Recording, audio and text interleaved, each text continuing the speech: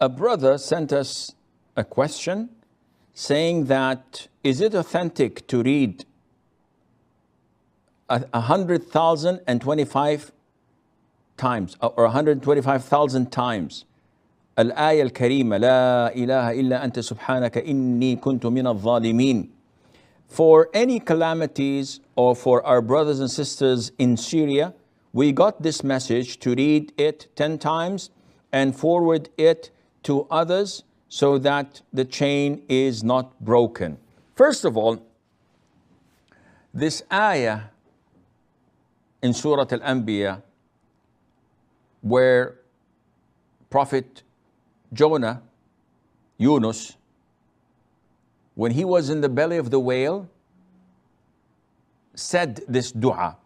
And the Prophet said, ﷺ, that anyone who is afflicted by calamity and he says this dua, Allah will relieve him, insha'Allah. And also he recommended that we make this or recite this ayah whenever we want to make dua. So if I'd like Allah to pay off my debts, I would say at the end of it, La ilaha illa anta subhanaka inni kuntu min al-zalimin.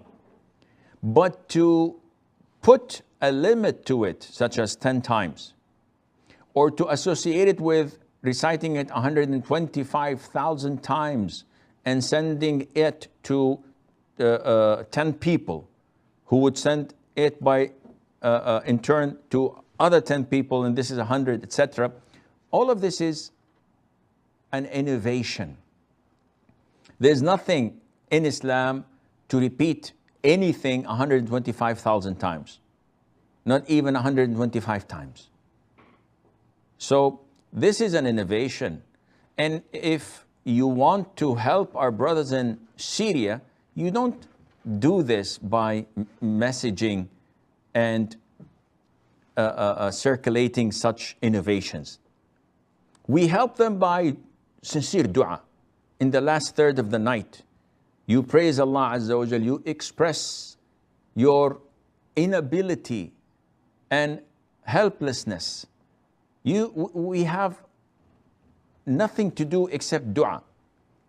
Some people may have something a bit extra by influencing their representative in the parliament or in their government, by providing humanitarian aids, maybe something a little bit more. It depends on each individual's ability. But what we see is that the Muslims are not doing anything. And dua is one of the strongest weapons we have, yet is not sufficient. We have to do something more other than dua. It was reported that the invaders came to invade the country, and all the scholars, I think it was Napoleon coming to invade Egypt a couple of centuries ago, and all the scholars went into the masjid, started reading Sahih al-Bukhari. What is this going to do for you?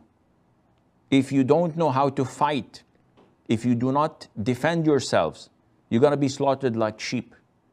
And if you don't help your brothers, after they're through with them, they're going to come to you to finish the plot. They have plotted it years and years ago.